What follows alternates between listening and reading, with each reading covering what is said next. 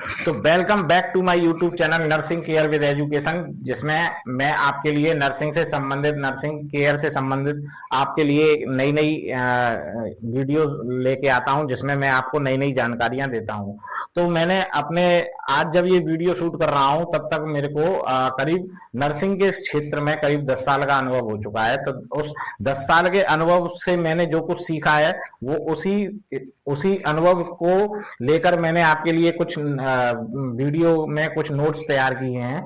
तो मैं आज वही आपसे साझा करने जा रहा हूं। तो मैंने अभी तक अलग अलग डिपार्टमेंट्स में काम किया है, जैसे कि मैंने किडनी ट्रांसप्लांट यूनिट में काम किया है, लीवर ट्रांसप्लांट यूनिट में काम किया है, मेडिकल आईसीयू में काम किया है, एसआईसीयू सर्जिकल आईसीयू में काम किया है, पल्मो आईसीयू में काम किया है। तो अलग अलग आईसीयूज में काम करके मैंने जो कुछ भी सीखा है मैं आज उस सभी से वही सभी अनुभव, वही एक्सपीरियंस आपसे शेयर करने जा रहा हूं। तो मेरे जो अपने लाइफ में मेरे अपने अनुभव से जो सीखा है उसके अकॉर्डिंग एक परफेक्ट नर्स के अंदर क्या क्या स्किल्स होने चाहिए, क्या क्या गुण होने चाहिए, वही सब मैं आज आपको अपने अनुभव के हिसाब से बताने जा रहा हूं।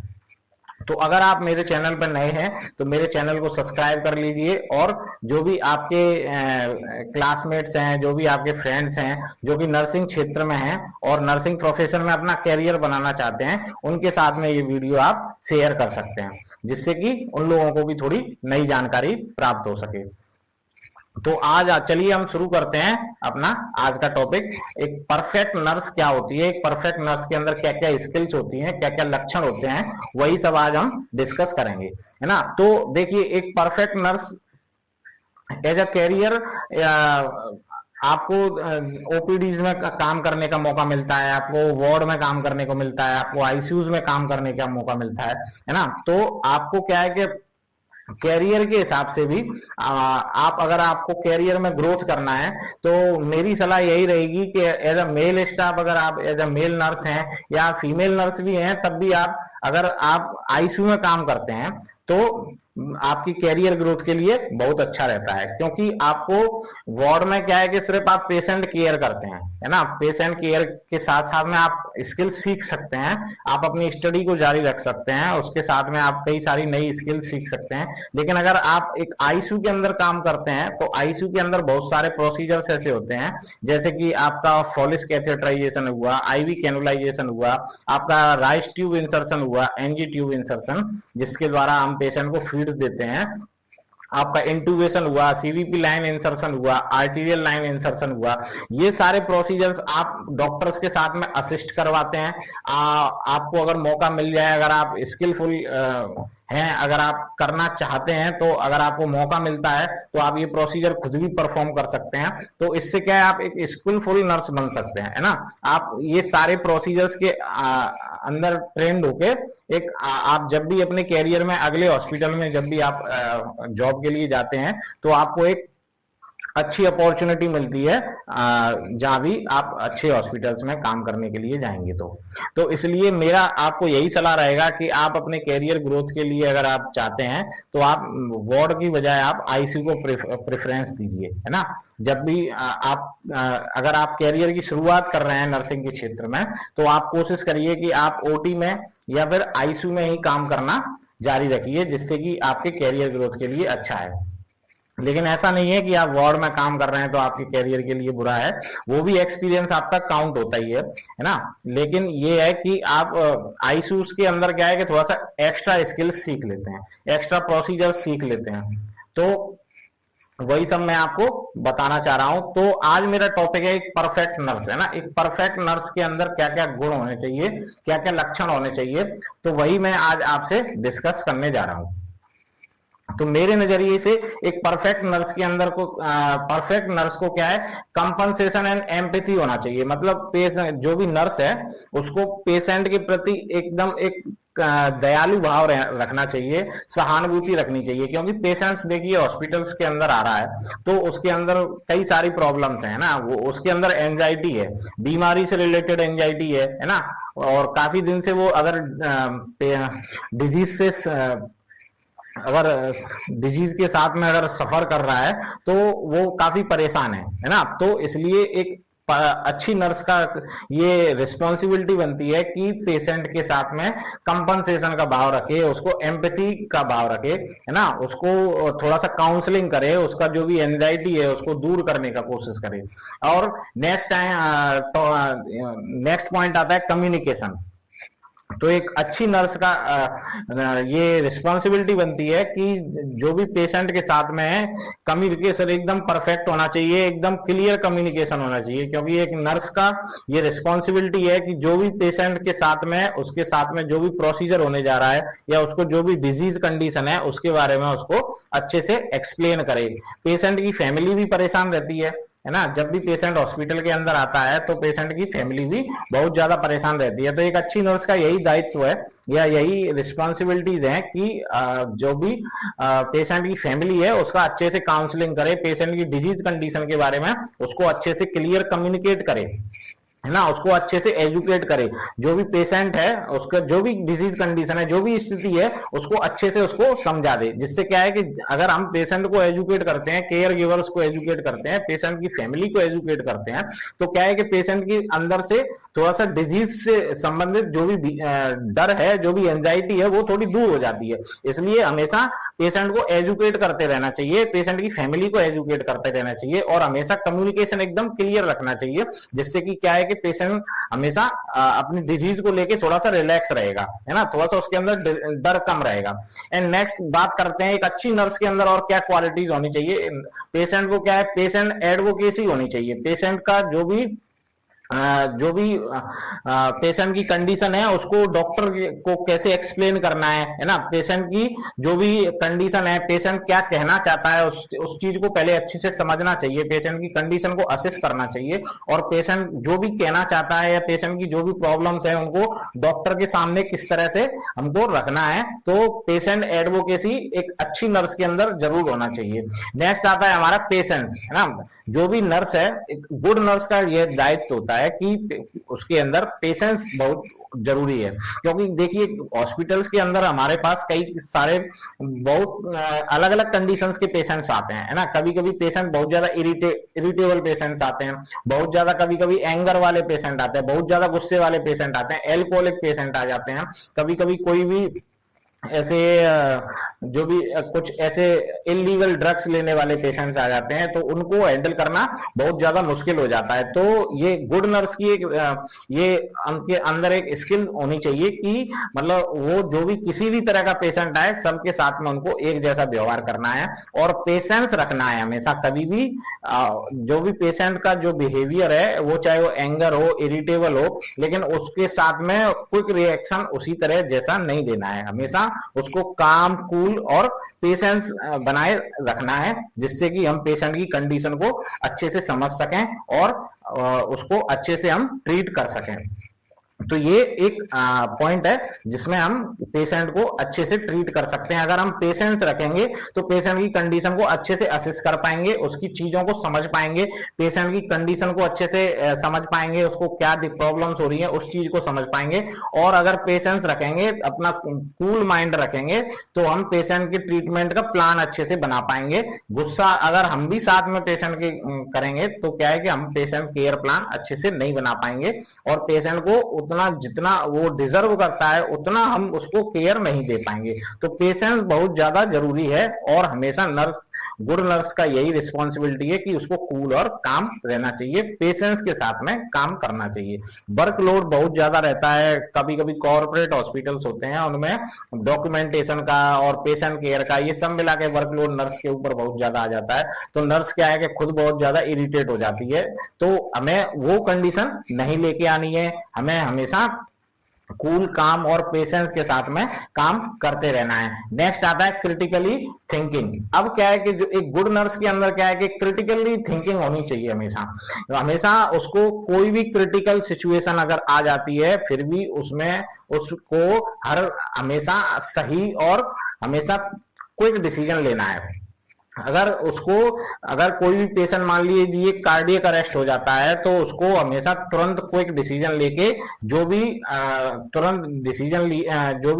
तुरंत कार्रवाई की जानी है, जैसे कि इंटूबेशन ट्रॉली तैयार करना है, तो मेडिकेशंस क्या क्या देने हैं, डॉक्टर को इन्फॉर्म करना है ना, जो भी क्विक डिसीजंस लेने हैं, तो वो वाली कंडीशन हमेशा एक गुड नर्स के अंदर होना चाहिए। अगर नर्स एक आईसीयू के अंदर काम कर रही है तो वहां पे कभी भी इमरजेंसी कंडीशंस आ जाती हैं, है ना, क्योंकि वहां पे हमेशा लाइफ थ्रेटनिंग कंडीशन तो हमेशा बनी रहती है, वो सिचुएशन हमेशा रहती है। सॉरी। तो एक क्रिटिकल नर्स को हमेशा क्विक डिसीजन लेने के लिए तैयार रहना चाहिए और क्रिटिकल थिंकिंग सोचना चाहिए कि पेशेंट मेरा कभी भी खराब हो सकता है या कभी भी क्रिटिकल हो सकता है ना, तो उसके लिए हमेशा तैयार रहना चाहिए। और जो भी जरूरी चीजें, मेडिसिन हैं, इमरजेंसी मेडिसिन है, हाई अलर्ट मेडिसिन हैं, जो भी इक्विपमेंट्स हैं, उनको हमेशा तैयार रखना चाहिए, उनको डेली बेसिस पे इन्वेंट्री में चेक करते रहना चाहिए। नेक्स्ट आता है हमारा अटेंशन टू डिटेल, है ना। तो क्या है कि अटेंशन टू डिटेल का मतलब है कि नर्स को हमेशा पेशेंट को अटेंशन देना चाहिए, है ना। जो भी अगर पेशेंट कहना चाह रहा है तो उसको बड़े आराम से तसल्ली के साथ में सुनना चाहिए। उसको जो भी मेडिकेशंस दी जा रही हैं उन मेडिकेशंस को हमेशा टाइम से देना चाहिए, मेडिकेशन एरर से बचना चाहिए, और जो भी उसका डॉक्यूमेंटेशन है उसको परफेक्टली बनाना चाहिए, उसकी एक एक डिटेल को मेंशन करना चाहिए। नेक्स्ट आता है हमारा ऑर्गेनाइजेशन एंड टाइम मैनेजमेंट। अब देखिए हॉस्पिटल्स के अंदर, मोस्टली हॉस्पिटल्स के अंदर नर्सेज के क्या है, 6 घंटे का जॉब रहता है, जो भी शिफ्ट है वो 6 घंटे की शिफ्ट रहती है। तो क्या है कि उसको टाइम मैनेजमेंट करना बहुत जरूरी रहता है, क्योंकि उसको 6 घंटे के अंदर ही सारा काम भी खत्म करना है, जिसमें पेशेंट केयर भी करनी है, उसको डॉक्यूमेंटेशन का भी काम करना है, और बाकी के सारे जो भी काम है उसको डॉक्टर राउंड्स भी करवाने हैं, उसको प्रोसीजर्स भी करवाने हैं। अब मान लीजिए अगर वो क्रिटिकल केयर यूनिट में है, अगर कोई मान लीजिए पेशेंट कोई सिक हो जाता है, मान लीजिए किसी को सीपीआर पड़ रहा है, कोई कार्डियक अरेस्ट हो जाता है, तो अगर इस तरह की सिचुएशन बनती है तो इसमें क्या है कि एक आध घंटा, कभी एक घंटा कब निकल जाता है पता ही नहीं चलता है। तो इस तरह की सिचुएशंस को भी उसको हैंडल करना है ना। तो क्या है कि ये सारी चीजें हैंडल करते करते क्या है 6 घंटे कब निकल जाते हैं पता ही नहीं चलता है। तो इसलिए एक गुड नर्स के अंदर ये स्किल होनी चाहिए, या एक गुड होना चाहिए कि वो टाइम मैनेजमेंट करके चले अपना, है ना, सारा कुछ ऑर्गेनाइज करके चले। जो भी चीजें हैं उसको डॉक्यूमेंटेशन, उसको ऑर्गेनाइज करके चलना चाहिए, है ना। जो भी चीजें हैं उनको डॉक्यूमेंटेड करते रहना चाहिए, और अपना टाइम से उसको दवाइयां भी टाइम से देनी है, तो उसको इस तरह से अपना टाइम मैनेजमेंट करना है कि पेशेंट की केयर भी अच्छे से हो जाए, उसका डॉक्यूमेंटेशन भी हो जाए, उसका डॉक्टर्स अगर किसी बीच में आ जाते हैं तो वो आराम से डॉक्टर राउंड्स भी करवा सके, और अगर वो सीनियर रोल में है तो अपने कोई जूनियर्स हैं तो उनकी थोड़ी बहुत मदद भी कर सके। अगर किसी जूनियर को कोई प्रोसीजर करने में अगर थोड़ा सा प्रॉब्लम आ रहा है तो वो अपने जूनियर की हेल्प भी कर सके। तो सारा ऑर्गेनाइजेशन और उसका टाइम मैनेजमेंट एकदम परफेक्ट होना चाहिए। नेक्स्ट आता है हमारा टीम वर्क। तो एक गुड नर्स का काम क्या है कि अपने हमेशा टीम के साथ में काम, जो भी हॉस्पिटल है उसमें कोई एक व्यक्ति या एक नर्स कभी भी किसी पेशेंट को नहीं संभाल सकती है। अगर वो टीम की तरह काम करेगी तो क्या है कि काम बहुत आसान हो जाता है और थोड़ा सा जल्दी हो जाता है, और पेशेंट को हैंडल करना थोड़ा सा इजी हो जाता है। क्योंकि देखिए हॉस्पिटल्स के अंदर क्या है कि कई सारे डिपार्टमेंट्स होते हैं, जिसमें कि फार्मासिस्ट हुआ, आपके डॉक्टर्स हुए, आपके फिजियोथेरेपिस्ट हुए, फिजिशियंस हुए, है ना, आपके जो जनरल ड्यूटी असिस्टेंट हुए जिसको अपन जीडीएस बोलते हैं, इन सबको मिला के उनके साथ कॉर्पोरेशन करके एक टीम के साथ में काम करना चाहिए, जिससे कि क्या है कि पेशेंट को इम्प्रूव करने में थोड़ी हेल्प हो जाती है और पेशेंट जल्दी रिवाइव करता है। तो हमेशा एक गुड नर्स की क्वालिटी होनी चाहिए कि वो एक टीम के साथ, टीम की तरह काम करे, सभी का कोऑपरेशन लेके चले और सबको पेशेंट केयर में इन्वॉल्व करके चले, है ना। नेक्स्ट आता है कंटिन्यूअसली लर्निंग। मतलब अब जो भी गुड नर्स है सॉरी तो उसको क्या है कि हमेशा सीखते रहना चाहिए। जो भी नई नई चीजें, जो भी नए नए डेवलपमेंट्स हो रहे हैं नर्सिंग प्रोफेशन में, नर्सिंग स्किल्स जो जी नई नई डेवलप हो रही हैं, तो उनको टाइम टू टाइम उनको सीखते रहना चाहिए, ट्रेनिंग्स में पार्टिसिपेट करना चाहिए, उसको स्टडी अपनी हमेशा करते रहने चाहिए। और जो भी स्कूल हॉस्पिटल्स में क्या है कि डेली बेसिस पे क्लासेस होती हैं, उन क्लासेस को अटेंड करते रहना चाहिए। अब हमारा नेक्स्ट आ जाता है कि जो भी नर्सेज होती है उसका रोल क्या होता है ना। जो भी एक गुड नर्स होगी, ये तो मैंने अभी आपको जो भी बताई थी वो सारी क्वालिटीज हो गई।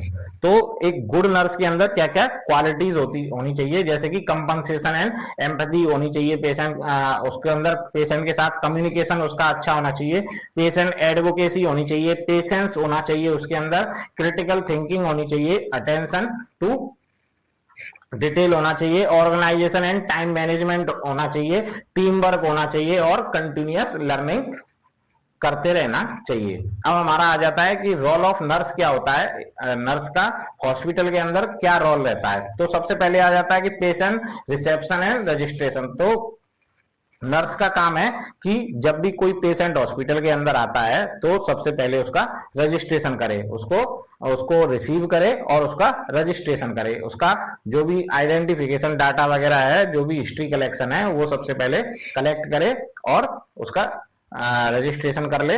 नेक्स्ट नर्स का रोल रहता है initial assessment and vital sign monitoring. अब क्या है कि उसका इनिशियल असेसमेंट करना है नर्स को और उसके जो भी वाइटल्स हैं उनको मॉनिटर करना है। अब वाइटल्स में हमारे BP, temperature, pulse rate, respiratory rate, ये सब SpO2 लेवल ये सब आ जाता है। तो ये सब हमारे नर्स का रोल है कि उसको चेक करके एक डॉक्यूमेंटेशन कर लेना चाहिए। नेक्स्ट आ जाता है हमारा असिस्टिंग विद कंसल्टेशन, कि जो भी हॉस्पिटल्स के अंदर अगर नर्स है OPD IPD के अंदर अगर काम कर रही है तो जब भी डॉक्टर राउंड्स पे आते हैं तो उनको डॉक्टर राउंड को असिस्ट करवाना है ना। उनको जब भी डॉक्टर कुछ भी रिक्वायरमेंट रहती है, जैसे कि डॉक्टर फाइल्स मांग लेते हैं, कोई प्रोसीजर कर रहे हैं है ना, तो उनके साथ में असिस्ट करवाना है। तो ये भी नर्स की रिस्पॉन्सिबिलिटी है, ये भी नर्स का रोल है। नेक्स्ट आ जाता है मेडिकेशन एंड इंजेक्शन। अब नर्स का रोल होता है कि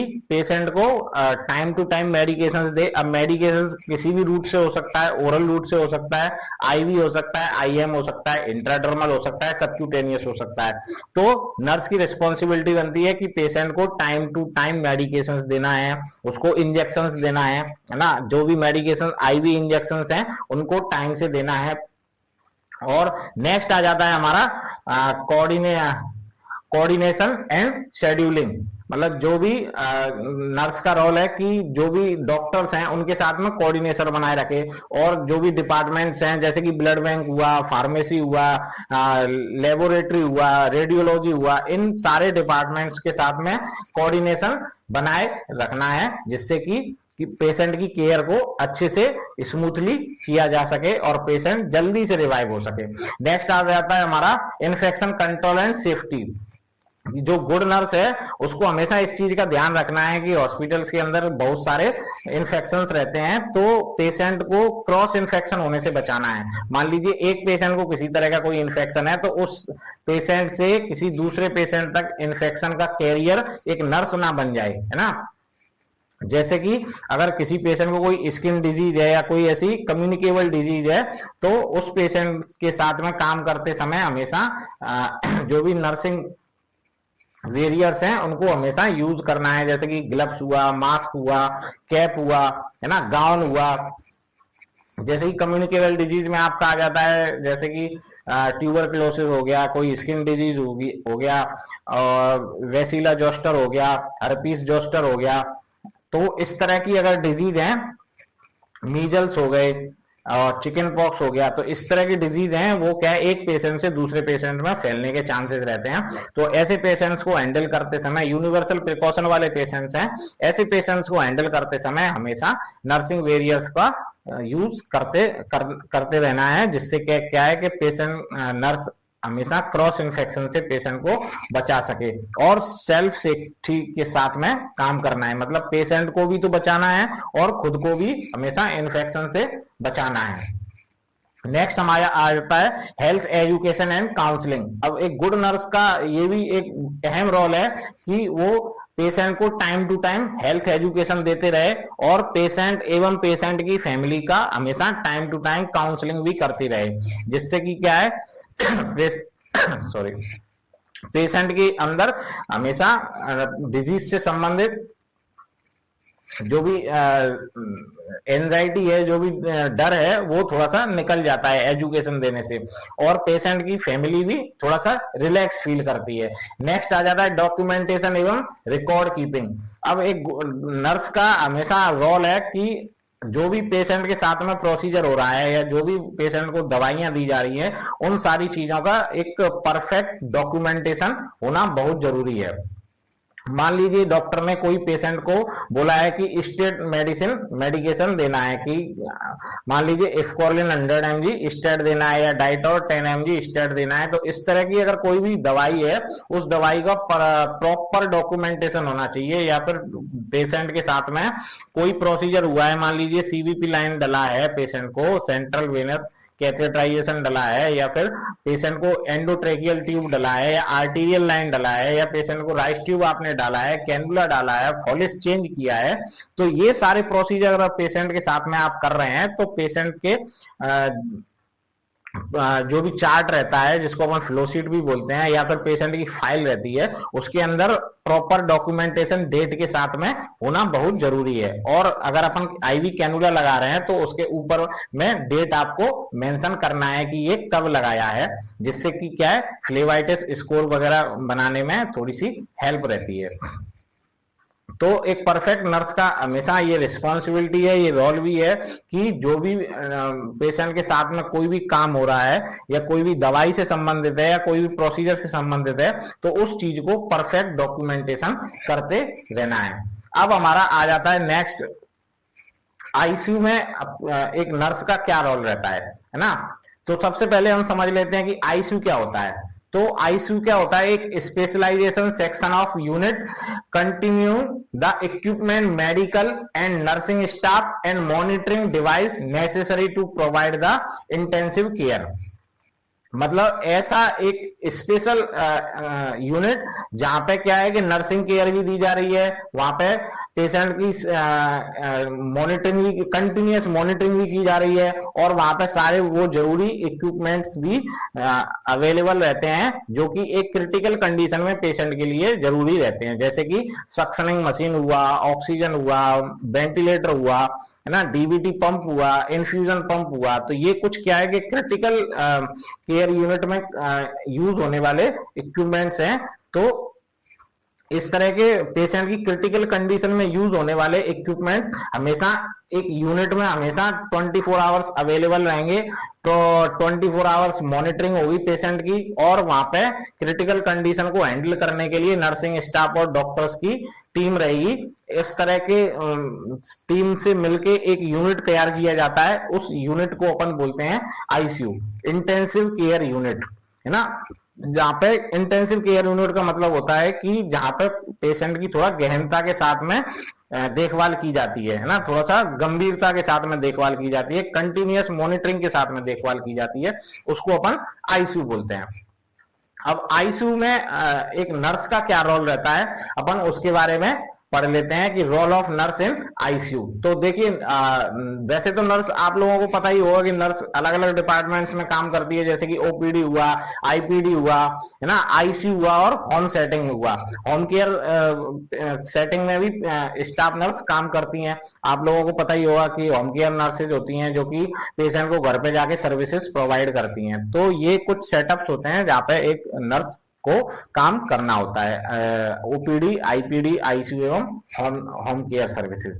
तो अपन बात कर रहे हैं आईसीयू नर्स के बारे में। तो एक आईसीयू नर्स का क्या क्या रोल, क्या क्या रिस्पॉन्सिबिलिटीज होती हैं, अपन उसके बारे में अभी डिस्कस कर लेते हैं। तो सबसे पहले दिस यूनिट प्रोवाइड, मतलब जहां पे आईसीयू नर्स काम करती है, तो उस आईसीयू के बारे में अपन पहले से जान लेते हैं कि आईसीयू, मैंने अभी आपको बताया कि आईसीयू होता क्या है, उसके डेफिनेशन मैंने आपकी बताई कि जहां पे एक कंटिन्यूअस मॉनिटरिंग होगी पेशेंट की, जहाँ पे नर्सिंग टीम, डॉक्टर्स की टीम, और वहां पे क्रिटिकल कंडीशन में यूज होने वाले इक्विपमेंट्स अवेलेबल 24 आवर्स रहेंगे। ऐसे यूनिट को अपन बोलते हैं इंटेंसिव केयर यूनिट, जहाँ पेशेंट की गहनता के साथ में थोड़ी सी मॉनिटरिंग की जाती है या देखभाल की जाती है, उसको अपन आईसीयू बोलते हैं। अब आईसीयू में और क्या क्या सिचुएशंस होती हैं, तो तो आईसीयू में दिस यूनिट प्रोवाइड कॉम्प्रिहेंसिव एवं continuous nursing care to the patient who are critical इल।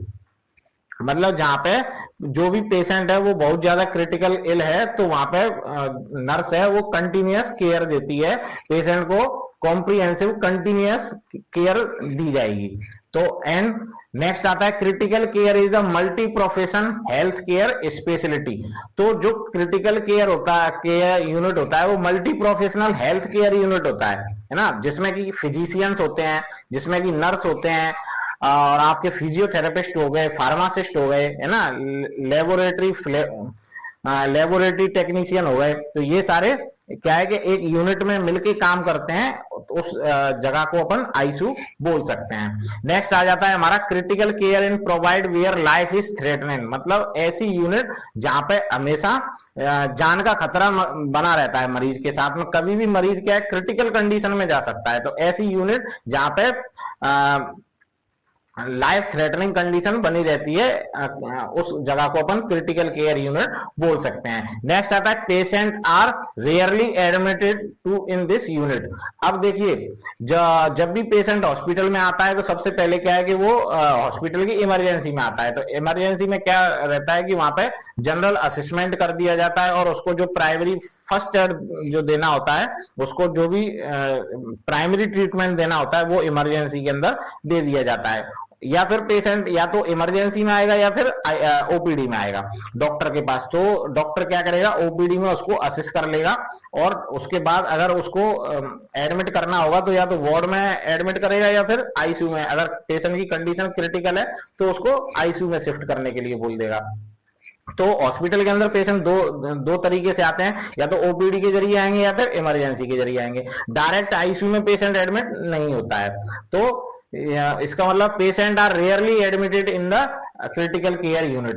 तो वो डायरेक्ट आके एडमिट नहीं होगा, सबसे पहले पेशेंट डॉक्टर को दिखाने आएगा ओपीडी में, वहां पेशेंट का डॉक्टर असेसमेंट करेंगे एंड डिसाइड करेंगे कि इसको आईसीयू भेजना है कि वार्ड में भेजना है। नेक्स्ट पेशेंट या तो इमरजेंसी में आएगा, वहां पे इमरजेंसी के डॉक्टर होंगे, वो पेशेंट की कंडीशन को असेस करेंगे और प्राइमरी ट्रीटमेंट देना होगा वो ट्रीटमेंट देंगे, और उसके बाद पेशेंट को आईसीयू में शिफ्ट करना है तो आईसीयू में शिफ्ट कर देंगे।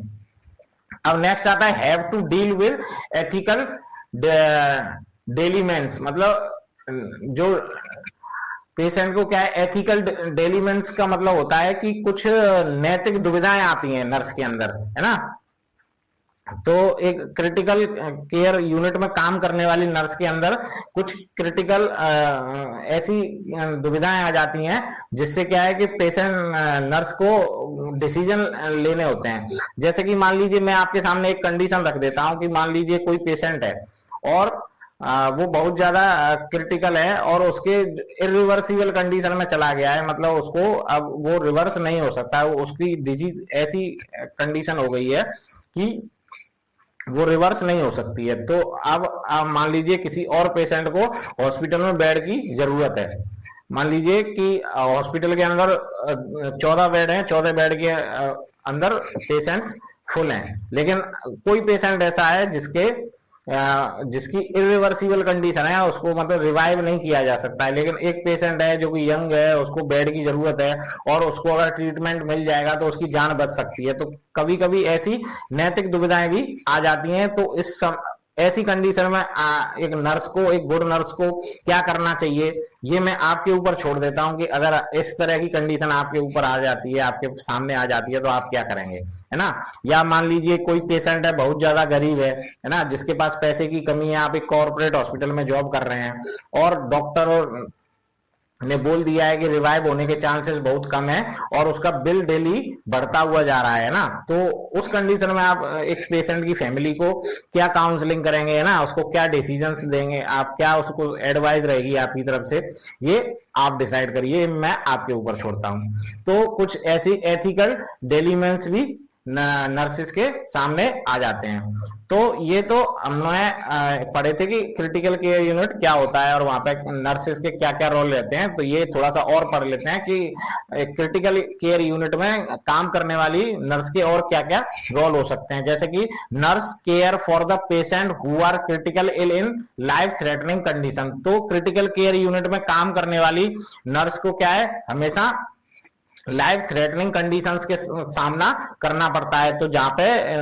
आईसीयू के अंदर हमेशा लाइफ थ्रेटनिंग कंडीशन बनी रहती है, तो एक नर्स को उनको हमेशा डील करने के लिए हमेशा रेडी रहना चाहिए। एंड नेक्स्ट आ जाता है क्रिटिकल केयर नर्स का आईसीयू के अंदर और क्या रोल रहता है। They assist and monitor to patient closely as it will indicate the sudden changes in patient and give intervention, है ना। तो जो भी पेशेंट के अंदर अचानक से सडनली कोई भी चेंजेस आते हैं तो उन चीजों को असिस करे तुरंत, और डॉक्टर को तुरंत इन्फॉर्म करे, और जो भी उसको इंटरवेंशन करना है, जो भी उस क्रिटिकल कंडीशन में इंटरवेंशन करने की जरूरत है उसको इंटरवेंशन करे, और उसको जो भी मैनेजमेंट करना है उसका मैनेजमेंट करे।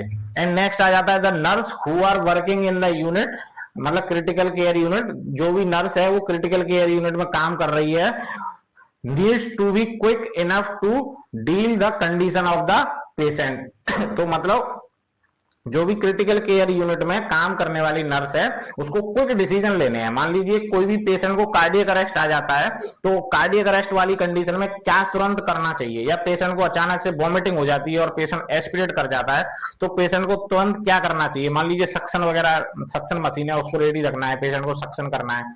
मान लीजिए पेशेंट गिर जाता है, उसको ब्लीड हो जाती है ना, तो पेशेंट को तुरंत क्या करना है। या कोई भी ऐसी सिचुएशन जो कि लाइफ थ्रेटनिंग है, तो उस समय में एक आईसीयू नर्स को हमेशा तैयार रहना चाहिए कि उसको उस समय तुरंत कोई क्या करना चाहिए, तभी एक नर्स परफेक्ट आईसीयू नर्स बन सकती है, या फिर एक परफेक्ट नर्स बन सकती है अगर वो क्विक डिसीजंस लेना सीख जाएगी तो, है ना। जो भी लाइफ थ्रेटनिंग कंडीशन है उसमें क्विक डिसीजन लेने होते हैं, तो क्विक डिसीजन अगर वो टाइम से ले पाएगी तो एक परफेक्ट नर्स बन सकती है। नेक्स्ट आ जाता है the nurse need to be interpreted and integrate and respond to wide array to critical information. तो क्या है कि क्रिटिकल नर्स का क्या है कि ये हमेशा उसको क्विक रिस्पॉन्ड करना है और क्लिनिकली इंफॉर्मेशन करना है उसको, पेशेंट के उसके को जो भी चेंजेस आ रहे हैं उसको, ड्यूटी ऑन डॉक्टर है उसको परफेक्टली उसको इंफॉर्मेशन को पास करना है। नेक्स्ट आ जाता है nurses have to deal with end of life care. अब क्या है कि जो भी नर्स है वो क्या है कि एंड ऑफ लाइफ केयर वाले पेशेंट को भी डील करती है। अब देखिए कई सारे पेशेंट्स ऐसे होते हैं जिनको, जो कि ओल्ड एज पेशेंट्स होते हैं या फिर इरिवर्सिबल वाले कंडीशंस वाले पेशेंट होते हैं, जैसे कि मान लीजिए कैंसर के पेशेंट्स हुए। अब मान लीजिए डॉक्टर ने उनको बोल दिया है कि इनके पास बहुत ज्यादा समय नहीं है, तो ऐसे पेशेंट्स की क्या है, या फिर बहुत ज्यादा ओल्ड एज पेशेंट है जिनका एंड ऑफ लाइफ केयर भी देना होता है, तो हमेशा ऐसी नर्स को क्या है कि जो भी old age and of life care patients हैं उनकी केयर करते समय हमेशा ध्यान रखना चाहिए कि पेशेंट को जितना ज्यादा हो सके कंफर्टेबल फील करवाए उसको, है ना। उसका अगर पेन हो रहा है तो उसको पेन को रिलीफ करे, है ना, उसकी डिग्निटी को मेंटेन करे, और जो भी उसको जरूरी केयर है, जो भी सपोर्टिव केयर है उनको दे। अगर पेशेंट को सांस लेने में तकलीफ हो रही है, जो भी उसको सिम्टोमेटिक अगर उसको रिलीफ दिलवा सके तो ये उसके लिए बेहतर होता है। उसको जो अगर सांस लेने में दिक्कत हो रही है तो उसको पोजीशनिंग वगैरह ठीक से दे, उसको ऑक्सीजन रिक्वायरमेंट है तो उसको ऑक्सीजन दे।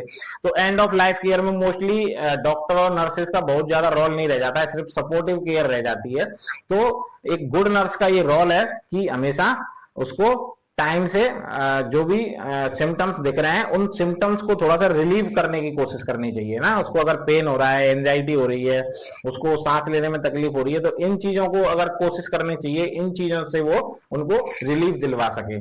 नेक्स्ट आ जाता है गुड नर्स का और क्या रोल होता है आईसीयू के अंदर। Nurse have to deal with end of life care के अलावा जो भी नर्स है वो क्या है कि फैमिली को इन्फॉर्म करे, है ना। जो भी पेशेंट की कंडीशन है उसको फैमिली, पेशेंट की डिजीज कंडीशन के बारे में हमेशा फैमिली को टाइम टू टाइम इन्फॉर्म करते रहना चाहिए कि आपका आज पेशेंट की ये कंडीशन है, कल ये कंडीशन थी, आज ये कंडीशन है, पेशेंट की कंडीशन को में सुधार हुआ है या पेशेंट की कंडीशन डिक्लाइन हुई है ना। इस बारे में हमेशा जानकारी देते रहना चाहिए, जिससे क्या है कि पेशेंट की फैमिली है वो थोड़ी सी पेशेंट के बारे में अवेयर रहती है, और पेशेंट की जो भी पेशेंट फैमिली के अंदर जो भी एंजाइटी है वो एंजाइटी थोड़ी सी दूर हो जाती है।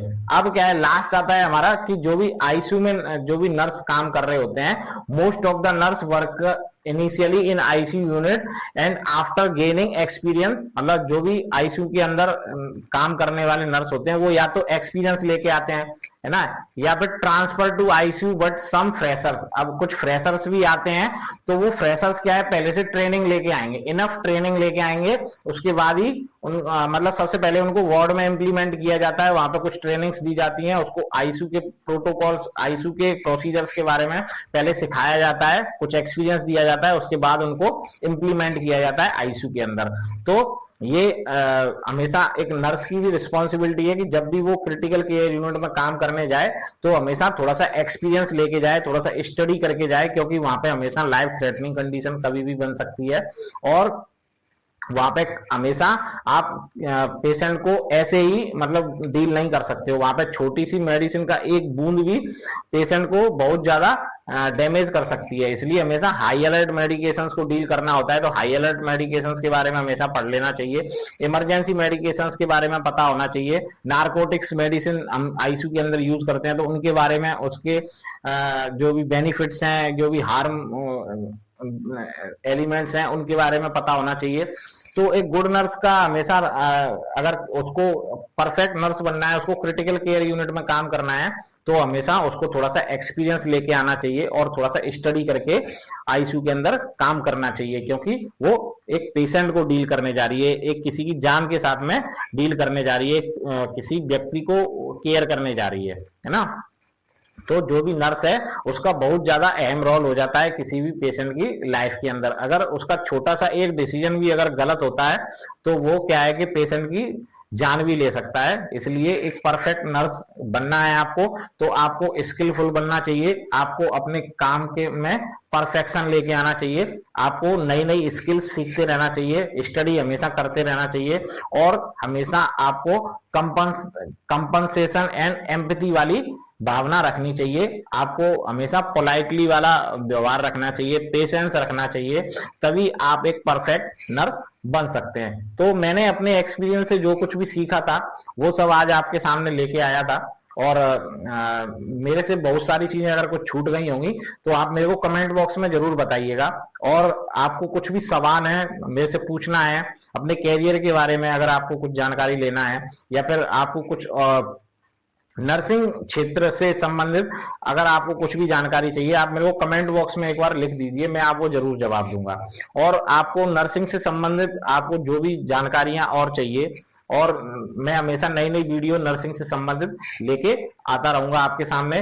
तो आपसे यही गुजारिश है कि आप मेरे चैनल को सब्सक्राइब कर लीजिए, उसको लाइक करिए, और आपके साथ में जो भी हैं जो नर्सिंग फील्ड में हैं उनके साथ में मेरी वीडियोस को शेयर कीजिए, है ना। मेरा जो भी यूट्यूब फैमिली है, आप लोगों का सपोर्ट से ही मैं थोड़ा सा आगे बढ़ूंगा, और आप लोग मेरे को सपोर्ट करेंगे तो आपके लिए मैं नई नई वीडियोस लेते आता रहूंगा। तो आज का टॉपिक बस यहीं समाप्त करते हैं। थैंक यू सो मच, मिलते हैं बहुत जल्द अगले वीडियो में। थैंक यू, धन्यवाद।